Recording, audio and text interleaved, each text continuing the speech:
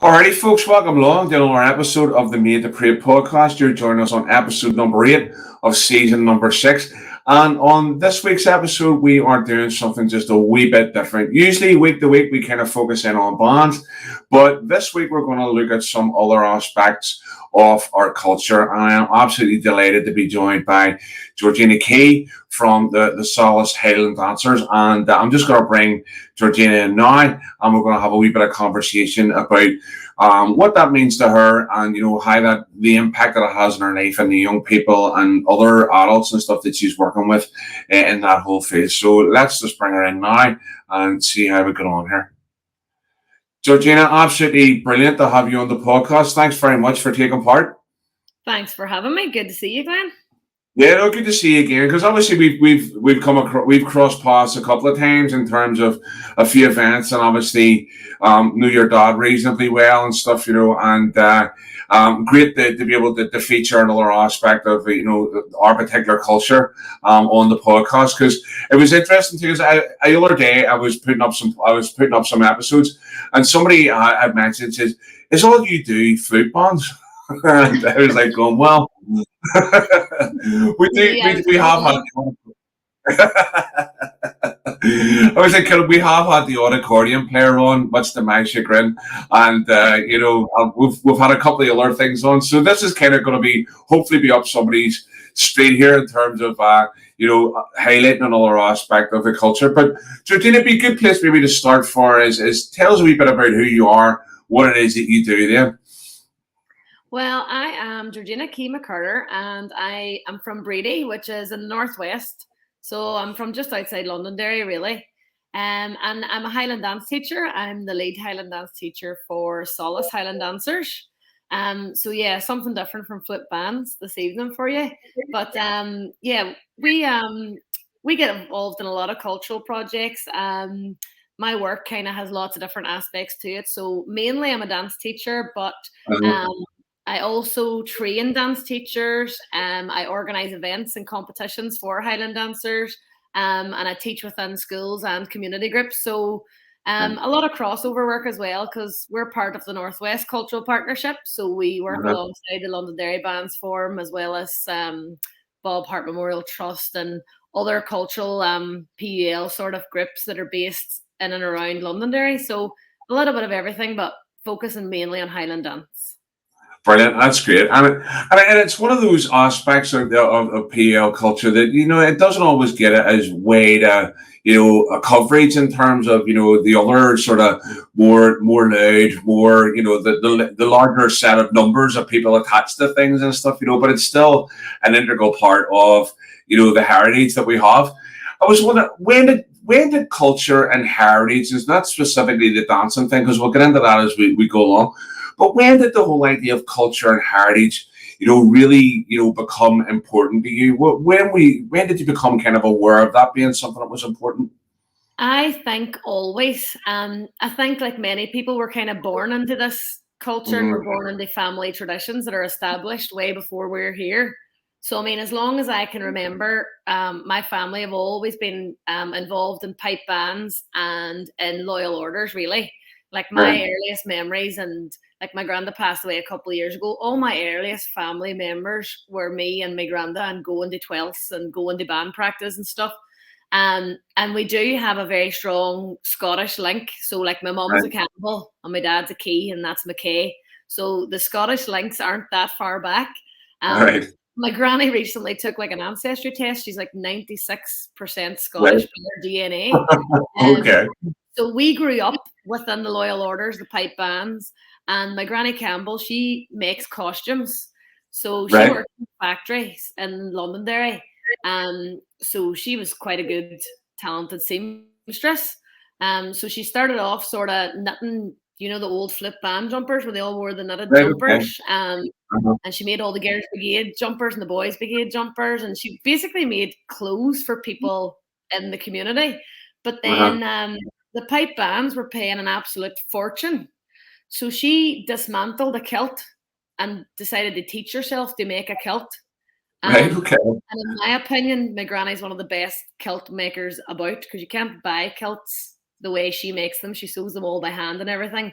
So as long as I can remember, Glenn, we've been surrounded by tartan and bagpipes and Right.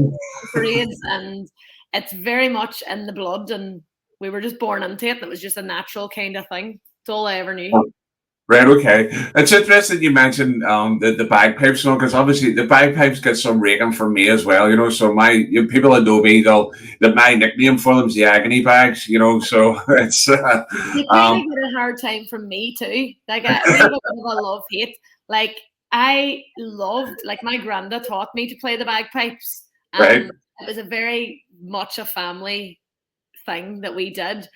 So I've got very good memories, but they're a nightmare. Like if you don't look after them things, and if you take a night off, you're snookered.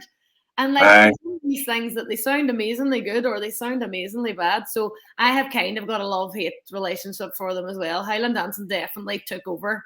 As soon as I got out of the piping, they're gathering dust. They haven't been out in many, many years. So Well, brilliant. Thank God for that then, eh? No, I was going to say, could you give us a wee chant there later on there, get them. Don't think I would remember. So you were taught to play bagpipes by your grandfather then? Yeah, dead on. And what was that like? Was that something that you went to willingly, or or was it something you kind of were like, yeah, granddad, don't know about this? You know what? We never really knew any different. Like you were just like my daddy was a drum major. My granddad played the bagpipes. All my older cousin played bagpipes. All my uncles played bagpipes. So it just sort of happened. We had great crack because when I started learning the bagpipes, there was me and my sister, and there was about 4 or 5 other cousins, and we were all young girls. And the crack was really good. Like we loved going to the band contests on a Saturday, and sure it was a bus run, and we were never here on a weekend. I don't know if the bagpipes were the appeal or the crack and the group of friends and the traveling. I mean, we used to travel to the World Pipe Band Championships in Glasgow every year, and we've so many good memories surrounding the band. And it was a good group of friends and family, really. Brilliant. And what band were you a part of then? That was part of Brady Pipe Band. That was the local lodge, the village that we were living in at the time. Because we're very rural. We're outside the city here. No, because I remember whenever I was growing up, you would have seen, a number of pipe bands at the Belfast Parade. Obviously, not anymore. You don't really see them anymore. It was kind of almost like a novelty, for us. Like, oh, there's a pipe band out and stuff, But I know, obviously, in the more rural areas, it is like you say, it's part and parcel of life there. The pipe band, and I suppose you have a similar kind of experience to the flute bands, the accordion bands, the sense of camaraderie and belonging that comes as a result of being part of that. Any standout memories from your time in the pipe band? Well, my love for piping's not that strong. So the pipe band got me into Highland Dancing. Right, okay. When we were traveling, like we used to travel quite a lot to band contests. We used to go to the Highland Games and stuff. And every time I went to a band contest, I used to be in the dancing tent because I just watched the dancing. Because we didn't have any Highland dancing in Northern Ireland. I think there might have been one tutor, and they were based in Belfast.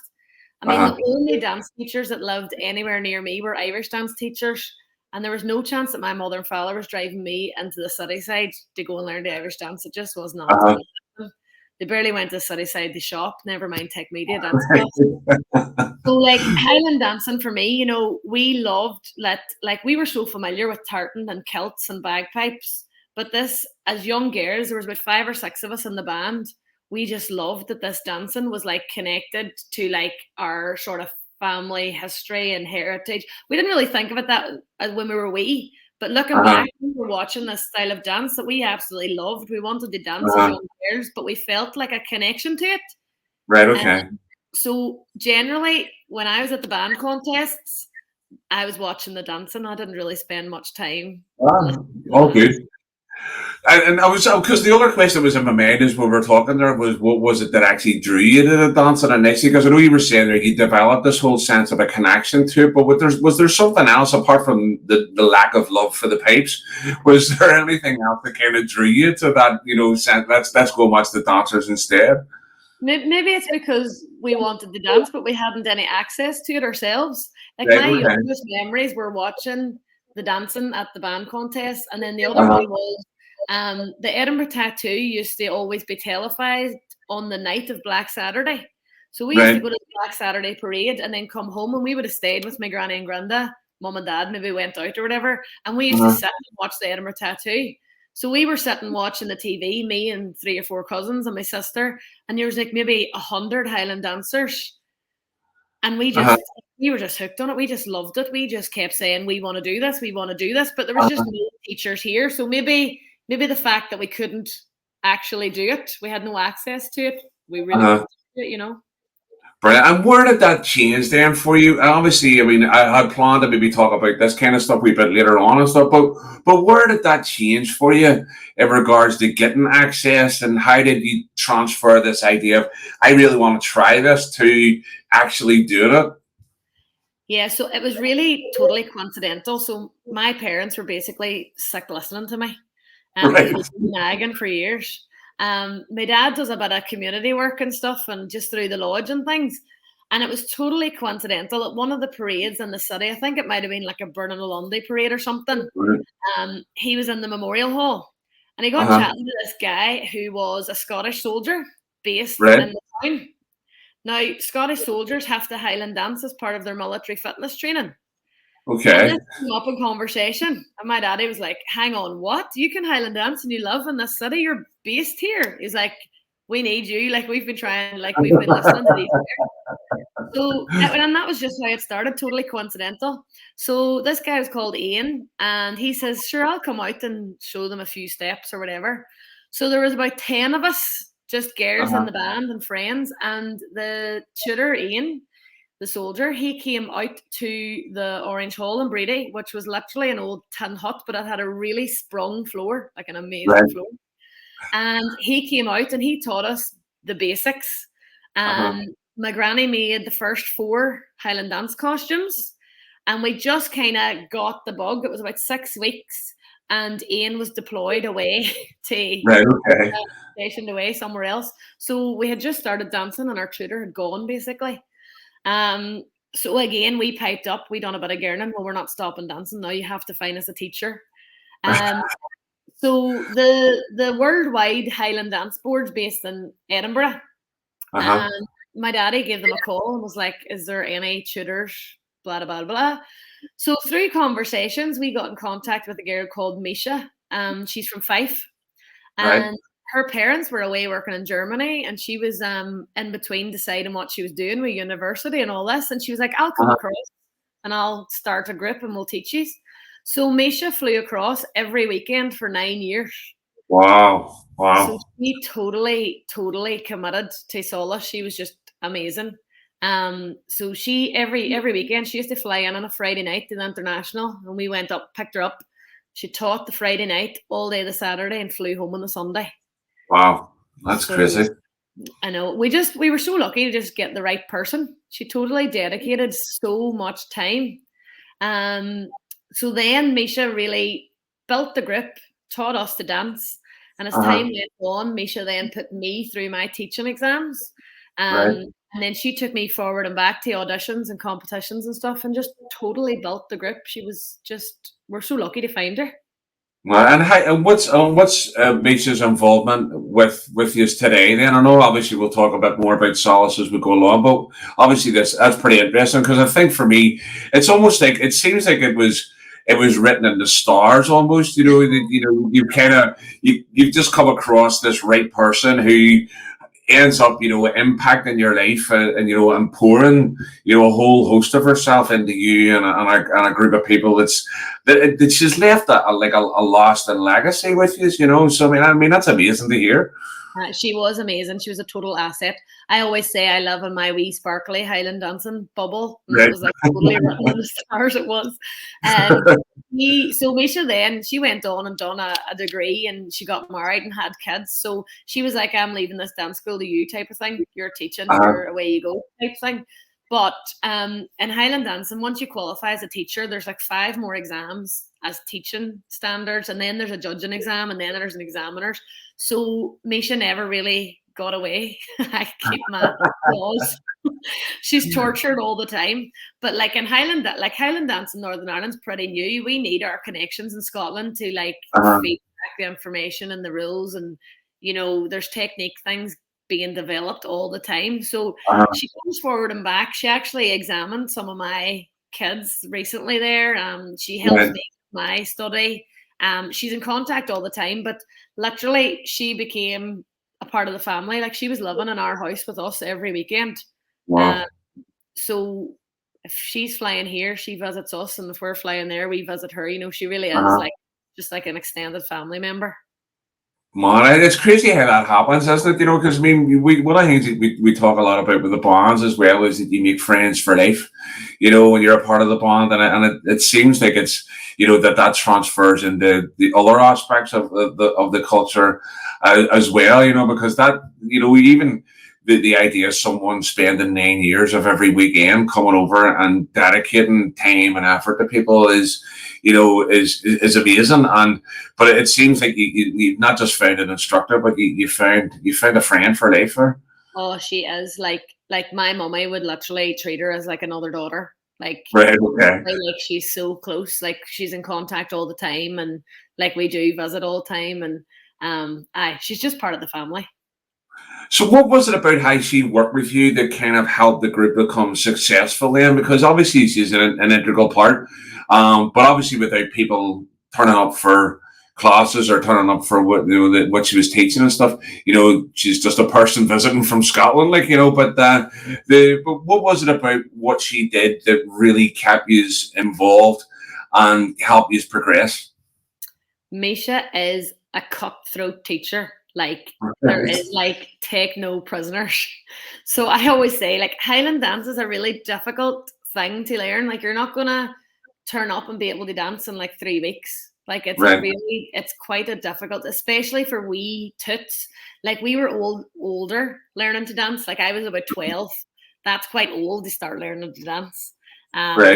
So Misha taught correct and the best technique that she could right from day one, and you were not getting away with putting a single toenail out of place.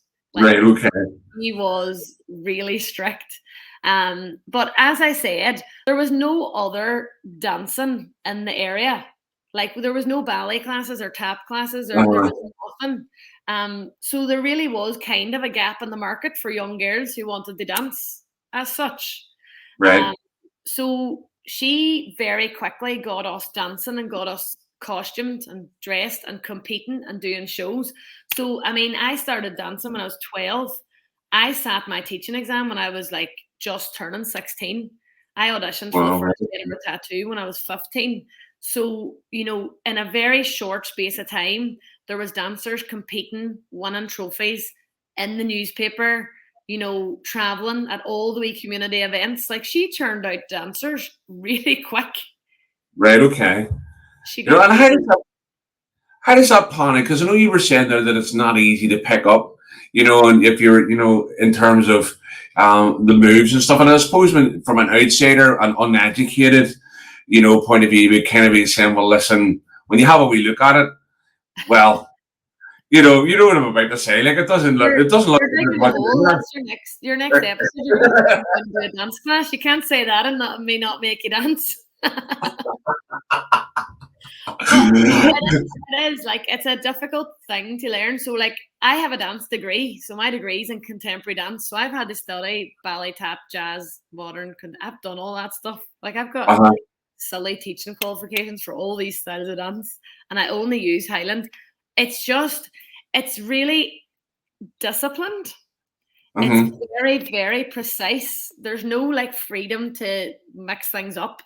We have we have a theory book, and it's like a Highland Dancers Bible. The steps, the positions, everything is totally scripted. There's nothing that you can have any freedom of. You have to do it exact, or you're not getting placed. So if you go to a dance competition and you make a wee mistake, it doesn't matter how well you cover it, your name is just scored off a sheet. Like, it is a really tough thing to learn. And there's a wee like meme thing online, and it always says Highland dance, the only sport where you give a 4-year-old swords. Like, my daughter's 5, and she knows the sword dance. It's not easy. And the kids that Highland dance and stick at Highland dance, they have to be so dedicated because you're learning those steps of the fling week after week after week. It's not the most exciting, jazzy, sparkly, entertaining class to attend. It's if you're not really interested, it can be boring. Like, Right. Okay. Okay. So talk us through what would you have started with then? Where did you, what were the moves that you ended up learning at first, and why are those the starting moves and so on? What, I know that obviously we're going to do a wee bit of technical aspect of this here, but where did you start with it, and where did that go? so you basically start with, you've got 5 basic positions for your feet, 5 basic positions for your arms. Those basic positions are actually the same as ballet. Um, Right. After that, you'll learn a movement called a paddy ba. So a paddy ba is what our under 7s would compete in primary. So if you're under 7 years old, you would compete your paddy bas and high cuts, your fling, and then your sword dance. Right. So by the time you turn 7, you need to have mastered those 4 and have been competing them you start competing at the age of 4, typically. Right. Um, After that, you move up into the older category and you have to compete 7 different dances. So it starts with the Highland fling, the sword dance, chanteuse, reel. So you start with your traditional Highland dances and then you go into your national dances. All the dances come out of the basic positions and the basic movements at the start of the dance, and they get built up. Um, Highland dance, though, in my opinion, it's quite a fair competition arena. Right. Um, Okay. so all our steps are exactly scripted. So at the start of the year, the official board, the world governing board, they will set the exact steps that dancers have to dance in a championship. Right. So Okay. for you to become an Ulster champion or a European champion or a world champion, every single person has to dance the exact same steps. Right. Okay. And again, with a costume, it's a very level playing field because it's all set in stone. It's very strict. Like a jacket has to have 5 buttons down each side. It has to have 5 points. The only thing you can choose is the colour of your tartan. That's literally it. Right. Okay. It's all based on those first movements, those paddy bas that you compete in primary. They'll Mhm. feature right up to championship standard. Then it all builds up the whole way through. Okay, so obviously then, does it appeal to a particular type of person? Because I'm thinking along about, it's something that's very precise and it's very structured and very, this is the way it's done and stuff. Do you find that there's a particular personality type that kind of is drawn into this? Definitely. Like, it's the disciplined, structured children. Although maybe that's their training as well. Like, if they come in, like I get dancers from like 3. So Hmm. from their first class, they're standing in lines, they're rotating lines, they're learning their positions, they're learning their movements. We're going, that whole class from day one. Some people, yes, have that kind of personality, but that's the training that they're getting from day one. Um, Hmm. I don't know if that's something that comes from their dancing and develops their sort of characteristics going on, but Yeah. definitely have to be so routined and Hmm. be willing to be repetitive. Like what I fixed, so I had tonight, my first class was a primary class, which is my under 7s, and they were Hmm. fixing their sheddings, which is part of their Highland fling. My last class tonight was a championship class, and they were fixing their sheddings. Like, see, when I thought about it, I was like, these children have been fixing that movement probably for the past 10 years. Right. Okay. It's tough. And what is it about the difference between that early age and then the later stages between that particular move? Is it just basically around the refining of the movement, or what is it that they're working on constantly? It's the precision. So like Right. the wee ones don't really have the strength, the turnout, the elevation, the tightness around the leg. Like the movement's very small. So Hmm. to refine it really takes a lot of nitpicking. That shedding movement is simply like a point back, front, back. I mean, I could teach you now to do a shed in 2 minutes, but it's not going to look like a championship shedding. It just it's just nitpicking every wee element. Like tonight in my championship class, we just looked at the foot that they're jumping on. We didn't even look at the Hmm. foot that was doing the point back, front back. We didn't even look at their head, their arms, their body position. It was just solely about that foot, the topping. And that took us like an hour and a half. Right. Okay. Brilliant. So there must be, you must do, somebody must do a cracking trade of mirrors then. Oh, with people. definitely. Yeah, right. Because it Mirrors and slow-mo cameras. Slow-mo right. on the they're great. They're brilliant. Okay, They show right. all the So it gets as precise as that, then, does it? Where you're kind of slowing things down and getting people to watch exactly where their foot went at a particular moment and going, "That's where you need to work on." Oh, definitely. Oh, we were using our slow-mo cameras. Like my kids all bring their phones to dance class. In my Right. day, we didn't Okay. have to got collected at the at the door. But all my dancers bring their phones to dance class and they'll pair up. And if we're Right. working, so say we were working on a shuffle, let's say, we would dance shuffles, we would try and fix shuffles, and then they'll sit down with their partner. So one will get up and dance and the other one will sit down, but they went in slow-mo. And then they'll Uh-huh. watch it together and say, oh, I need to do this. And it's self sort of correction as well. Right, wow. So you wouldn't actually think that that would be the case with that, but obviously I'm picking that up with you talking about the precision and aspects of that, and then obviously amazing how technology kind of plays into that now. Because obviously when you started, you wouldn't have had that type of technology. It would have been constant, going over, and someone maybe putting your leg in the right position and going stand here, put it here, do this, that kind And of thing. Yeah. if we had had this technology when I was dancing, Misha wouldn't have been flying over every weekend. Yeah. Not a mission. No, so in terms of whenever you started, then what you said you were then you were taught at 12 and then you were competing by 16. Is that right? I was in Premier by 16, so I was competing like the year after. I was competing by like 13. Right. Okay. Dead on. So you were about a year in and stuff, and that was on those 4 or 5 basic movements. You were starting to move in on that, brilliant. Because so and then you just obviously build year on year. Then in terms of where you're going with that. What would you say you've got out of it, apart from maybe obviously being disciplined and all that kind of stuff? What would you say that the impact that you learning the Highland dances had on you as a person? Oh my goodness, everything. I'm really biased. I think Highland's just good for everything. I think it's good for your timekeeping. I think it's good Uh-huh. for like organization. Like my very young dancers pack their costume. So it's not Right. mommy's fault if they forget their shoes. It's their fault. Right. So like Okay. they'll start. So before they go to the costume, they'll start at their feet and they'll go shoes, socks, garters, dance pants, kilt, work their way up. Um, Mm-hmm. some like 9-year-olds can't dress themselves, and you know what I mean. Uh-huh. You have to turn up at that competition early. You have to have your hair done. You have to have your costume ready. You have to be warmed up. It's see that timekeeping and like dedication. Like you have to be reliable. Right. You have to be religiously going to class on time, week on week. So, I mean, a lot of the children I teach are going to class 3 times a week and maybe a competition. It's a lot Oh. of Okay. organization, timekeeping, just good Mm-hmm. general employable skills, I think.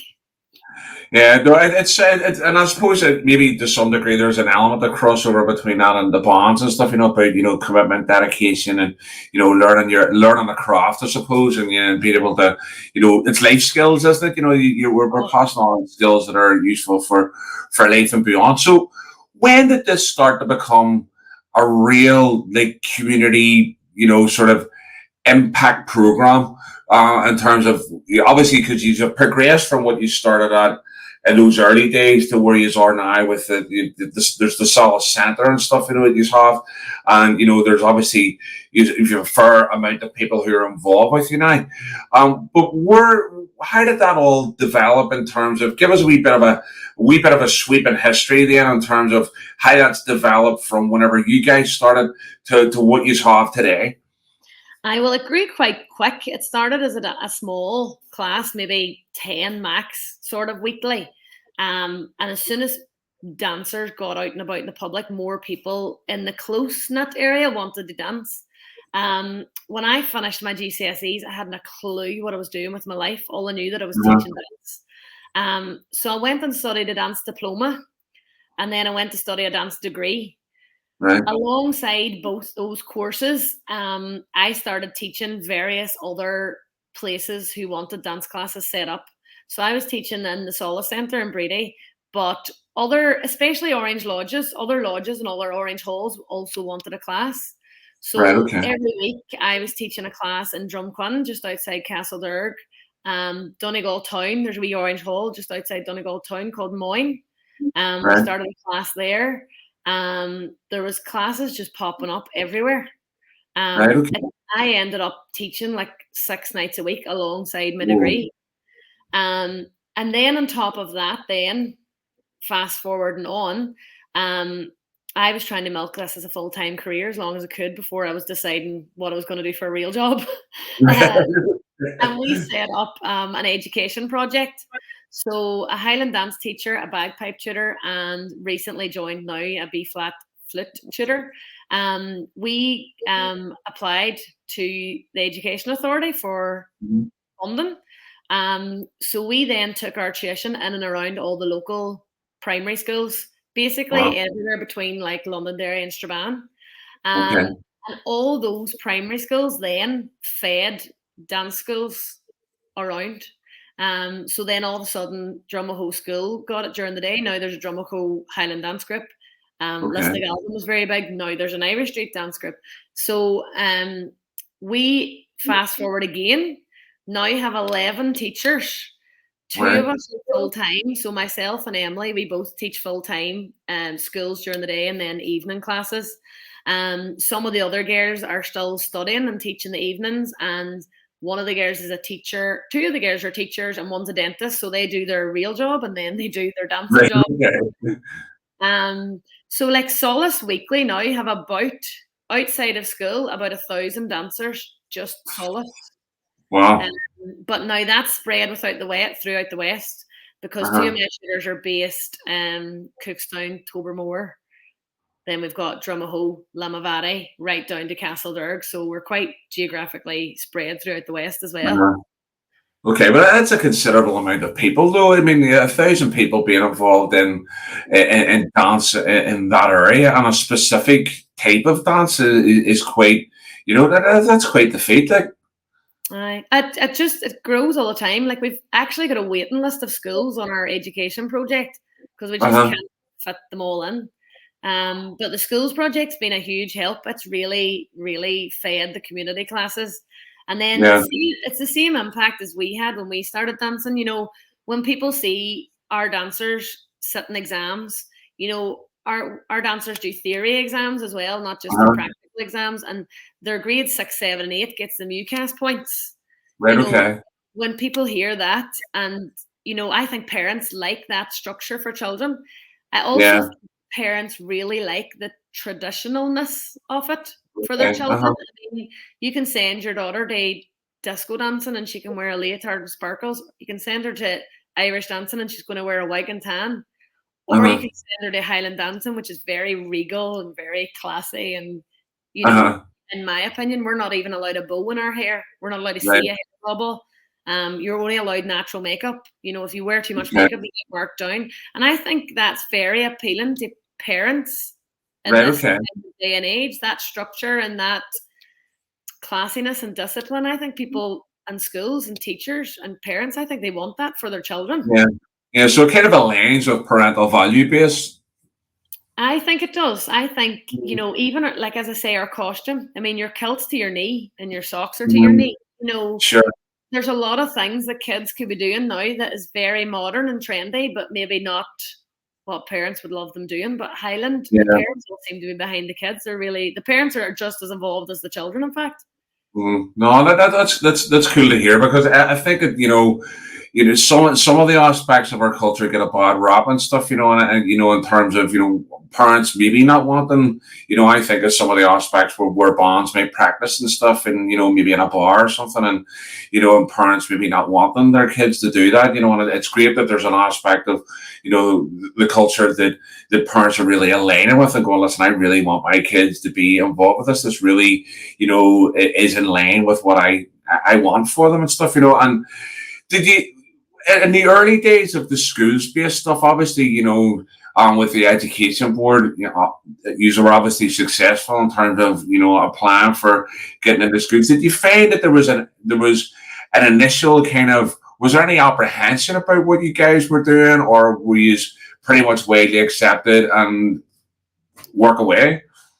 Pretty much widely accepted. So I'm a big believer that we need to sell our culture as positive and youthful, especially the Ulster Scots side of things. Like Mhm. PUL, all right, the bands might have a young kind of catchment, but as soon as you say Ulster Scots, we all think on old men and fiddles, and I can't be dealing with.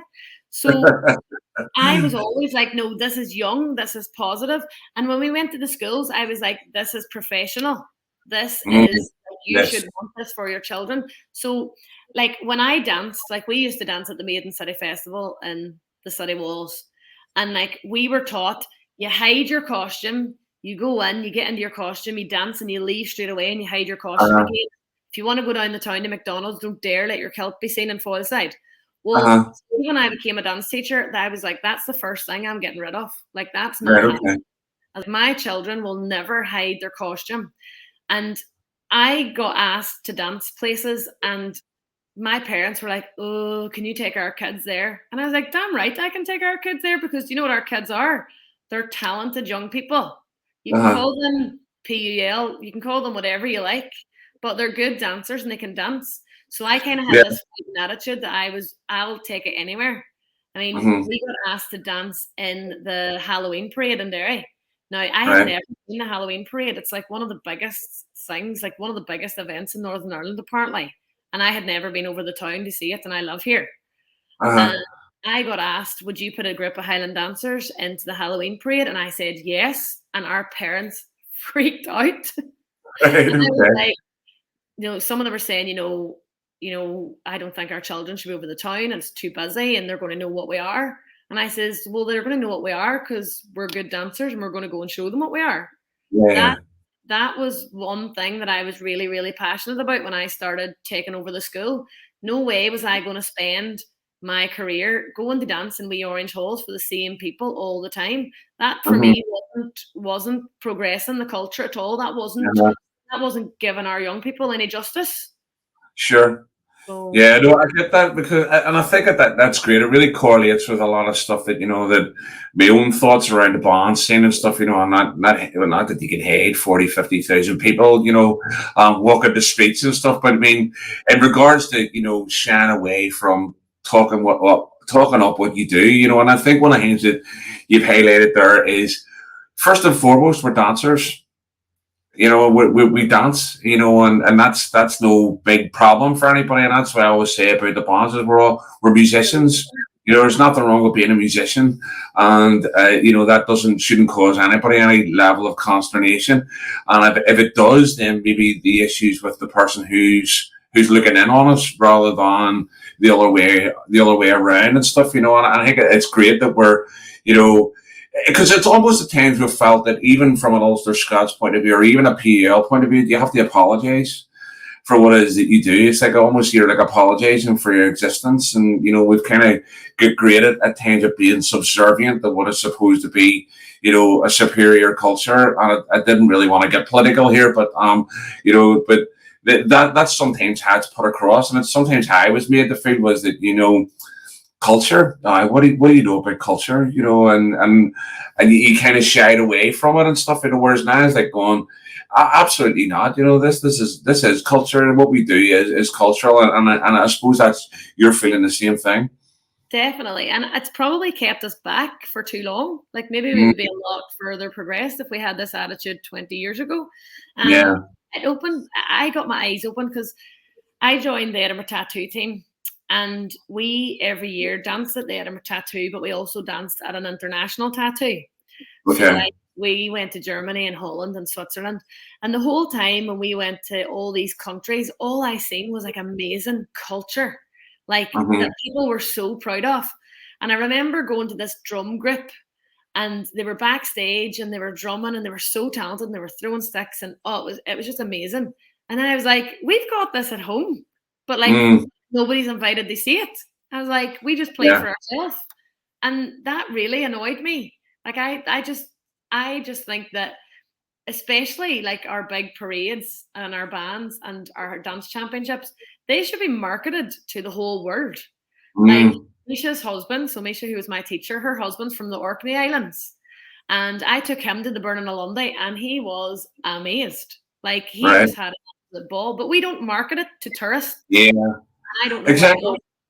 I know, and I think once you find it, it's like once people discover some of this stuff, they kind of go, how has this been kept hidden? In terms of why do we not know about this? And it's amazing. But the other thing is that I think we need to do a better job of taking ourselves international ourselves too. We need to find ways of connecting because what I have found is reputations don't travel, or that kind of thing. And for me, the connection with the States around the fifing and drumming scene, and even the Ulster Scots thing in regards to Highland dancing would be, I would kill in the States, I think, you know what I mean?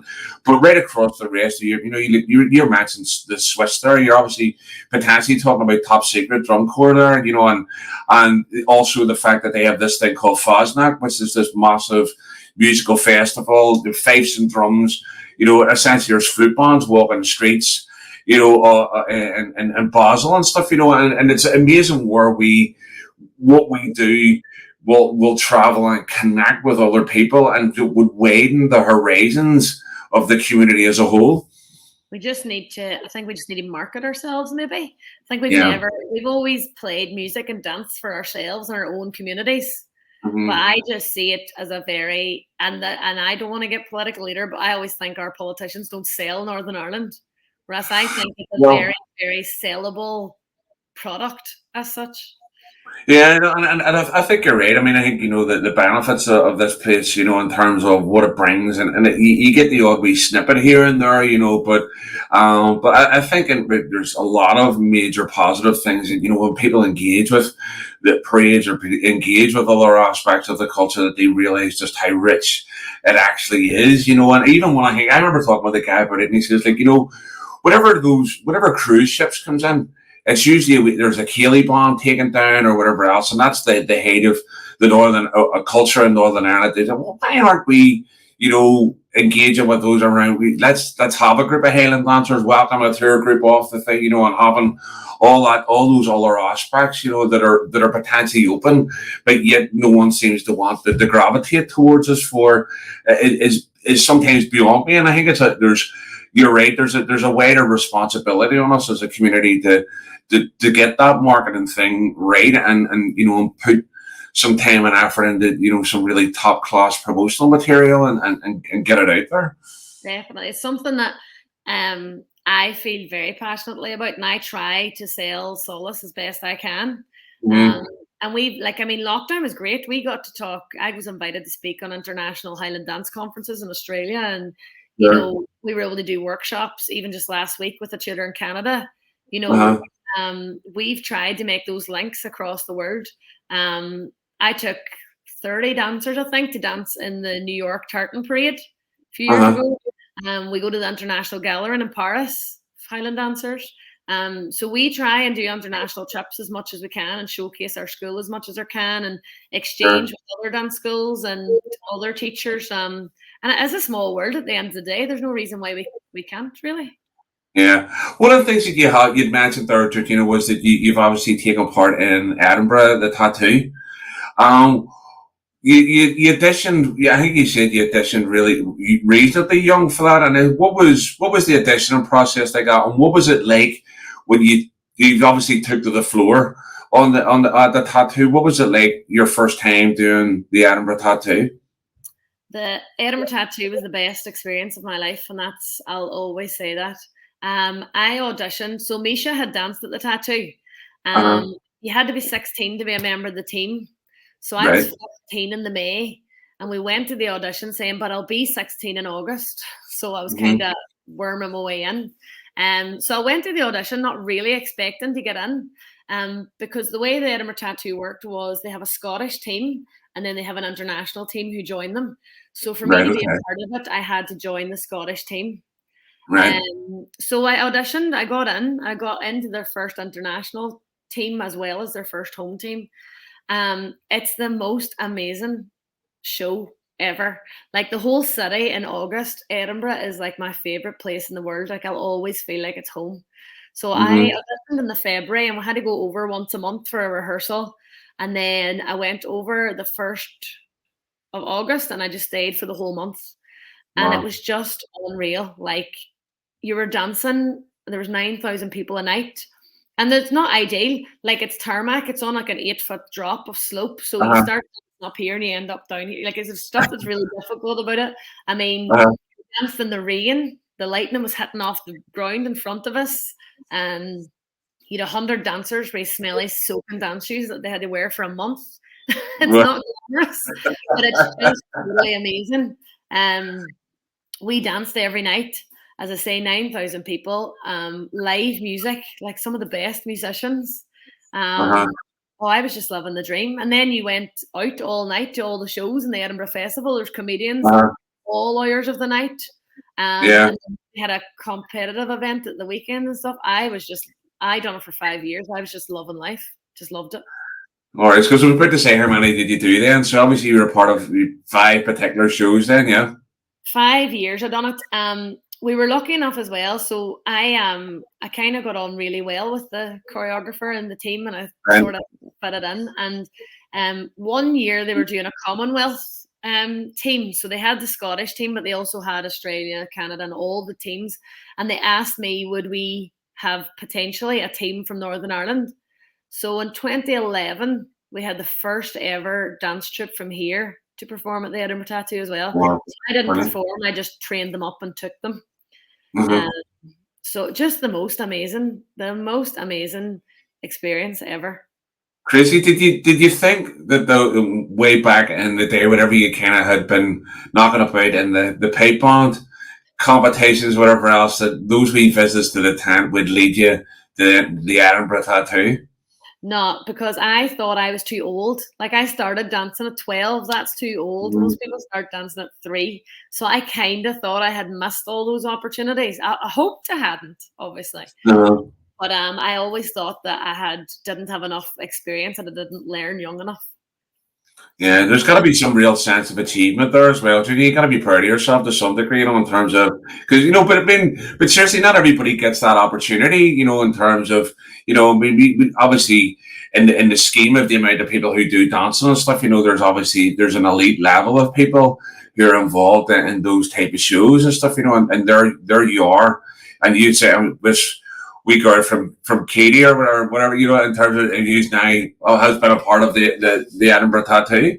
Okay, I do feel really, really blessed. Like, I feel really lucky, and I feel like I've met a wild lot of good people on my dancing journey as such. Like, Misha was like the most amazing person. I have another tutor in later life who put me through my judges exam. I mean, I have people in Scotland that are willing to put me up, help me, let me sleep in their house, they'll feed me, they'll drive me about. There's so many good people who are willing to give other people opportunities and to share advice. And if you work hard enough, and it's just amazing. Like, there is opportunities for young people.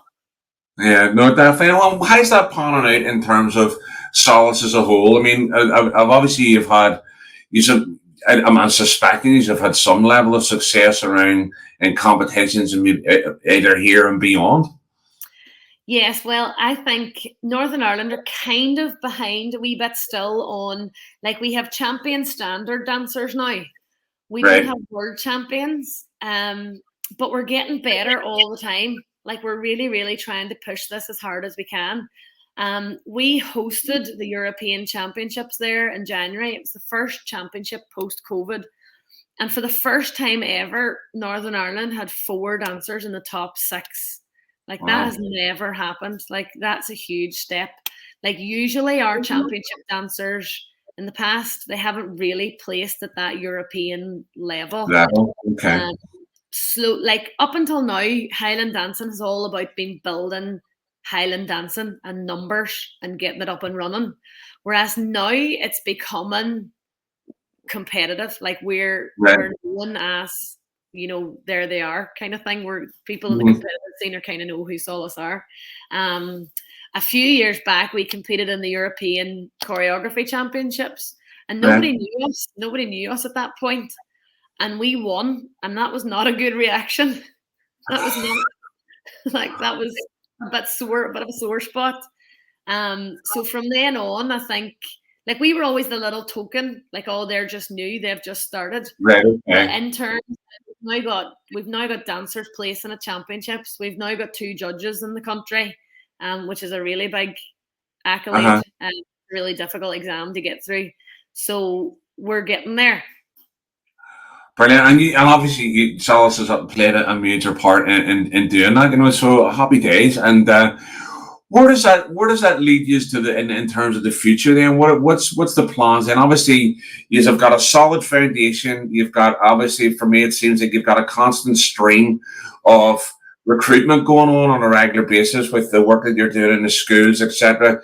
You've got that kind of solidified, and then obviously now it's about increasing the competitive element around that. But what are your hopes for Sollus and Highland Dancing in Northern Ireland in general for, say, the next 10 years or so? I firstly want more teachers. So I've got like 7 more young people who are almost ready to sit their teaching exam. I want more teachers teaching in more areas. Like, I think that every young person in Northern Ireland should have access to Highland dance if they want it. Right. And then secondly to that, I want a world champion. And that's like maybe 10 years away. It might be 10 years away, but I don't think it's impossible. But if you had asked me 5 years ago, it was impossible. Right. And I want a Northern Ireland world champion. And that's wow. Well, I would say, listening to you, there, you know, if I think you've taken on some of Misha's traits as well, and kind of not letting people off. And I would say there's a good chance that you'll find someone to be able to push them in that direction and stuff, you know. But you're doing other things in terms of promoting culture as well. Obviously, the Sollus Centre you're using there, and I believe you guys you've done a book recently around your Highland dancing, haven't you? We've done a children's book, yes. Again, this is just kind of around the whole PEL work, trying to market ourselves a wee bit more, trying to come across as a more positive and accessible sort of art form. So we had a dancing parent who came to us and said, "Can I ask you a wee bit about your story?" And I was like, "If you want." Didn't really know what she was up to. So she kind of just picked my brains and sent me random messages and I was like, "What are you up to? Like, I don't really know what's going on here." It's all a bit suspicious. And then she was like, "I just do this as a wee hobby, but do you mind if I write a book?" And I was like, "Write a book if you like." I still didn't really know what was going on. So she came to me with a children's book, which basically told kind of the story of Sollus and kind of my story. But the whole story is all about, if you want to do well, you have to work hard. So we got it illustrated. We got it published. It's now on Amazon. So we have, and I don't know if there is any other children's books for Highland dance anywhere in the world. So it's a bit of an experiment. So it's out there now. It's another wee thing we've done. And how's it going in terms? And I don't want to get in obviously sales and all that, but how's it going down? I think it's going down quite well. I mean, we only launched it recently. I don't really keep on track of books and how things are going and finances, because I just do the nice dance and stuff. Right. Okay. No worries. And what's the book called? It's called Tidy Feet. Right. So what we'll maybe do is we'll get a link in the description here, and if people want to go and check that out, that would be great. And I think you're right. I think it's great that, you know, you had a sneaky parent there who decided that they were going to do this. But I think it's also, you know, a great, you know, medium in terms of trying to connect with people, you know, in regards to the kids' book, you know, and especially, I mean, obviously I've seen some of the illustrations in terms of the book, you know, it's very colorful, you know, it's very appealing to people, and, you know, the way it's written, you know, the rhyming and stuff like that there, it's what you would expect from a kid's book. It just happens to focus in on Highland dance as a subject matter, and I think we need to be taking those chances and those opportunities to kind of push our own culture out in those particular ways. Because I know there's been a couple of books, obviously my own, in terms of doing a wee bit of that, but also, you know, Angelina King has done some kids work stuff, you know, around, you know, she did something around this bomb pole competition and another thing, you know, that she's done for kids. But it would be great to see us engaging in other aspects of culture and promoting, you know, what we do. And maybe that's another aspect of the marketing thing that you were talking about. And I don't know if it's since becoming a parent, but early years is so important. Like, see if you can see that early years engagement. Like, it's so important for them educationally, but it's important for us culturally as well. Like, I was just born into it. That's all I ever knew. So I really Yeah. well, my children have no choice. They were in dance class from my daughter was born on the Thursday and we were at class on the Monday and I was teaching. So that was it. But I think it is so important that we need to, that's our next generation. Do we Mm, want flip bands and Highland dancers for the next generation? Well, if we do, then you got to get them hooked early. Because if you don't get them yeah. hooked early, they're going to go to swimming or hockey or Or whatever. something else. Yeah. No, I think you're right because I remember having a conversation with someone around this and saying, the environment and proximity or, closeness to these type of things is so important. And because, as I say, whenever I was growing up in East Belfast, I mean, the bands and that type of music was a part and parcel of almost everyday life. It was close by. It was, you couldn't, go a week sometimes without seeing a band or being involved in something or seeing a parade of some shape or form. Whereas where I live now, Life's very it's not busy there. now. Yeah. Life's very busy now. Yeah, And or you've got people that have moved away from areas where that is a part and parcel of, would have been the part and parcel of the culture. And because I know for me, obviously growing up in East Belfast, and I live in a part of North Belfast now, and it's not as prevalent, in terms of, the makeup in terms of the community is very mixed. And whenever there is anything that relates to that particular our culture, there's kind of like, what's going on here, and you kind of get there's a wee bit of heaven and hand about stuff, and that's one of the things that that I regret that my kids that haven't got involved in a band, and that's not for the want of trying on my behalf, but they just haven't been brought up around. That is something that they want to get into, and you're so right. If we don't catch in early, then you will miss a whole bunch of potentially extremely talented young people. that's the generation, or again, that could be where your champion is. You know what I mean? Yeah, That could be exactly. the one that we need to get our hands on. That could be the one that's going to sell and become Yeah. the best. And I just think early years and life has just got so busy and there's so many options that Mm. you've got to get them hooked when they're young because any later, as soon as they go to school, that's too late in my opinion. Yeah, it's it is one of those things. I don't know, as I say, I mean, when I came to bonds where I thought it was early for me, at 9, but I mean, obviously I'm seeing people who are younger than 9, even walking in bonds. I see some, I see one of the wee guys with Roth Cool Protestant Boys, wee drummers out with them and stuff. I think he's about 7 or something like that there, and he's out walking with a band. And I think that's so important that, that we encourage our young people to do that, but also that the people who are organising bonds, events, or parades, or dancing, or whatever, are open. Let's work with this age range and stuff. I think that is extremely important for us going forward, especially whenever you look at almost how under threat things are. It's important that we protect and preserve. I have a wee dancer and it's in my new buildings class and in the hall in new buildings one wall is all glass. And Uh-huh. Mummy and wee sister used to bring her every week, but wee sister was obviously outside the glass. And then when wee sister got to nursery age, Mummy was like, can she come into dancing? She's really mad about it. She came into dancing knowing how to dance. I never got Right. to meet that child. She was just seeing what was going on from the outside and obviously listening to big sister and listening to me. That child came in knowing how to dance. And we see that more and more all the time now. I always Right. think in Highland dance, so in Scotland, most of the dancers, their parents danced. Whereas we didn't Right. really have that here. We were new. Whereas now, my generation of dancers, the people I dance with, their children are all dancing because it's natural. It's starting to Uh-huh. become part of the family scene. And as you say, if it's in all those community events, they're seeing it from day dot. They're Yeah. familiar. That's how we're sort of securing Sollus, hopefully, for another however many years. No, I think and more part to you is because I think especially even the work of the partnership and in your area is key to preserving these particular the art aspect of our culture. I think that's extremely important that we do that, and I think there's a lot of great people involved in that work. And obviously your dad's a bit of a dynamo in that area as well. So he's and But I love the fact that we've been able to have you on the podcast, and talking a bit about this stuff, because it can get very, it's flute band, week after week.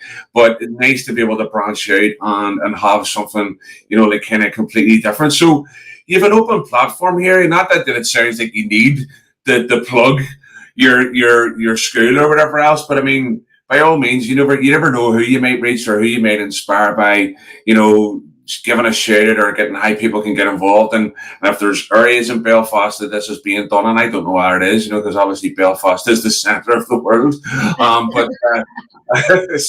But shameless plug time, work away, go ahead.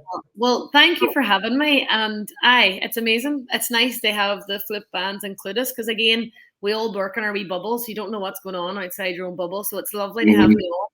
But I just would like to say Highland dance in general. I just think it's the most disciplined, structured, wonderful training for any child. And there's lots of Highland dance teachers in Belfast, loads.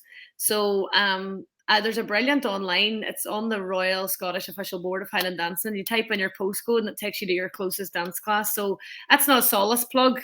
It's a Highland Dance in Northern Ireland plug. So I get your children dancing because it's such good discipline. Brilliant.